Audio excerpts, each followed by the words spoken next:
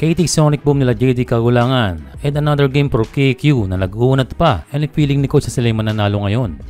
Ang unang puntos ng Goyang Sono ay galing sa ating kababayan. Pasok ang tres ni KQ. A good start para sa kanya. At nasundan niya ng isang sidestep floater. Medyo naligaw ang import ng KT Sonic Boom. And tuloy pa rin ang hot hands ni KQ.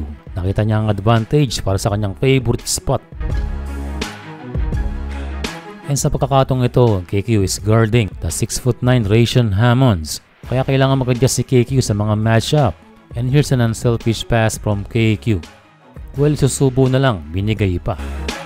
And sa pagkakataong ito, Kiambao is guarding the 6'9" Hyun Gi. Nice D para sa ating kababayan. And that's a nice block from Kevin Kiambao. And again, ang laki ng bantay ni KQ. Walang foul na tinawag, a clean block from Hammonds.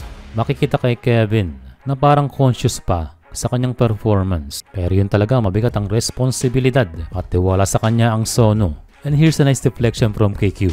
Pero isang bagay ang kailangan lumabas sa kanya. Ito yung consistency sa tres. Although marami siyang trabaho kagaya nito. At dino-double pa. And here's the third attempt of Kiambao sa 3-point arc, hindi pa rin pumasok. A way to end up sana ang first quarter. Sa ikalawang yugto ay pinasok na si JD Kagulangan at inupo na si Kevin. And alam niya na he need to make those threes na parte ng kanyang skill set. Again, malalaki ang binabantay kay KQ. Ganyan ang respeto ng KT sa kanya. From 6'9" Hammonds, ngayon 6'9" Hyun Gi, ang Japet Aguilar ng Korean national team. Anyways, pasok ang dalawang free throw ni KQ. Reliable siya sa area na yan. And sa pagkakataong ito, an alley-hoop for Kiambao. Akala siguro nila siya si Renz Abando.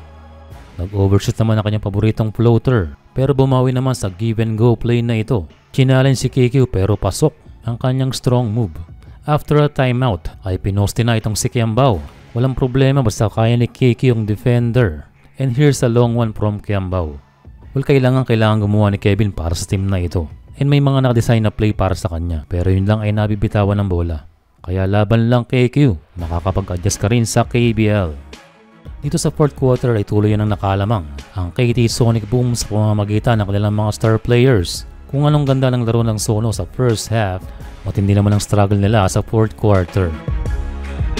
Well, KQ made a big 3 para maibaba ang kalamangan sa isa.